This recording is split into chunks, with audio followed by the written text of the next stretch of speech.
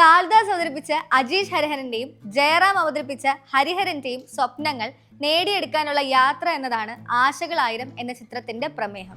ഇനി ഒരു കാര്യം ഞാൻ തുറന്നു പറഞ്ഞേക്കാം, ഞാൻ എന്റെ ജോലി വിട്ടു. അപ്പൊ കുടുംബത്തിനൊരു വരുമാനം വേണ്ടേ? വേണം. നിങ്ങൾക്ക് എന്നെ വേണ്ടായിരിക്കും, പക്ഷെ സിനിമയ്ക്ക് എന്നെ ആവശ്യ. പറഞ്ഞു. അഭിനയവും സിനിമയും ഒക്കെ പ്രധാന ഘടകമായി വരുന്ന ചിത്രത്തിൽ ജയറാം അഴിഞ്ഞാടിയിട്ടുണ്ടെങ്കിലും കാളിദാസ് കുറച്ചും കൂടെ മികച്ചതാക്കാം എന്ന തോന്നലാണ് ഉണ്ടായത്. മറ്റ് പ്രധാന വേഷത്തിലെത്തിയ ഷറഫുദ്ദീൻ കുറച്ച് ചിരിക്കാനുള്ള സ്പേസ് സിനിമയിൽ നൽകുന്നുണ്ട്. ആശ ശരത്തിന്റെ പ്രകടനം നല്ലതായിരുന്നു എങ്കിലും ഇതുപോലെയുള്ള ചിത്രങ്ങളിലെ അമ്മ കഥാപാത്രങ്ങളുടെ ടെംപ്ലേറ്റിലേക്ക് ഒതുങ്ങി പോവുകയാണ് ചെയ്തത്. ജയറാമിന് ഒരു കംബാക്ക് ചിത്രം എന്ന ലക്ഷ്യത്തോടെ തന്നെയാണ് ഈ ചിത്രം നിർമ്മിച്ചിരിക്കുന്നത്.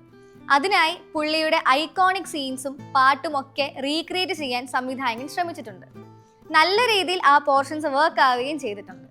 റിലേറ്റബിൾ ആയ കുടുംബ പശ്ചാത്തലത്തിലൂടെ തുടങ്ങിയ കഥ ഒരു ഘട്ടം കഴിയുമ്പോൾ കുറച്ച് ആർട്ടിഫിഷ്യൽ ഫീൽ ഒക്കെ തരാൻ ശ്രമിക്കുന്നത് പോലെ തോന്നി. രണ്ടാം പകുതിയിൽ തിരക്കഥയ്ക്ക് ഉണ്ടായിരുന്ന ഒരു ഇഴച്ചിൽ മാറ്റി നിർത്തിയാൽ ഓവറോൾ ഒരു വട്ടം കണ്ടിരിക്കാവുന്ന നല്ലൊരു ചിത്രമാണ് ആശകളായിരം.